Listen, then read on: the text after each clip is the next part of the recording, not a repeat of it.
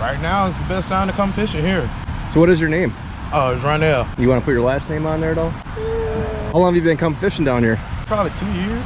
2 years ago. I try to skip it doing the walleye run. It's a little crazy, but the DNR did a whole lot this year. They was on them, so that's a good thing. Usually I go up there in the summer for panfish. I usually try to skip this part because, like I said, it's low, so you'll lose a lot of lures, so you may as well skip it. I go all around here fishing Oconto breakwater. It's a couple places I want to try towards the south this summer. All in all, from here, from April to opening day to about the end of May, this is a nice little spot. What's the biggest fish you caught out of here?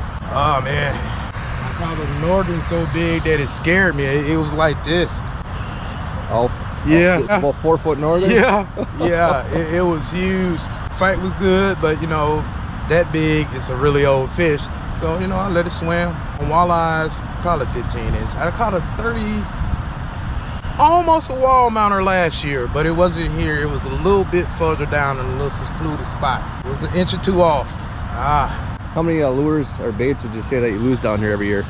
Woo! If you don't let it hit the bottom like I try to not do now, if you just coming out here, like jerk baits, stuff like that, make sure they're small and not deep divers, shallow divers. Yeah. I see you got a cicada on here. Yeah. Small one. Yeah. I find those once in a while. Yeah, you can keep them off the bottom by jerking it. Yeah. Pretty much attracts anything. Northerns, smallies, large. This thing is, it's pretty nice. It attracts everything. Yeah. It attracts drums too. It's crazy. Huh. Yeah. Oh. So what kind of advice would you give a new angler for fishing this area down here? Be careful going down that hill. The rocks can be very slippery. If you don't want to go down the hill, just, you know, go to the other side. It's an intersection, three-way intersection, not too far. Everything's flat over there. Don't try to bottom fish, you're gonna lose it. If you want catfish, go towards the dam and go in there, like throw it towards the dam. You're gonna lose everything trying to bottom fish and catch catfish in here. Well, that's good advice. Yeah. Try to get here early. This place get a lot of pressure. How many lures have you personally thrown up on that power line over there?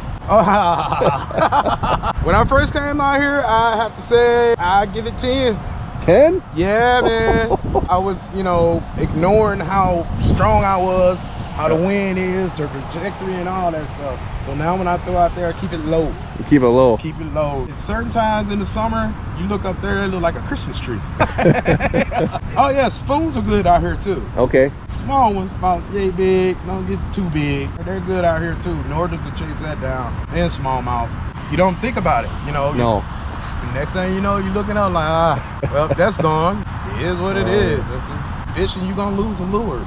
So I got 2 tackle boxes here. Appreciate you taking the time to talk, Ronnell. Oh man, no problem, man. And yeah, I'll see you on YouTube. Like, I'll see you on YouTube.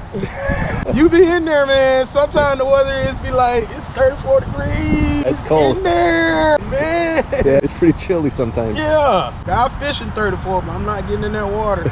No. Good luck fishing, and I gotta get back to work here. All right. Cleaning up.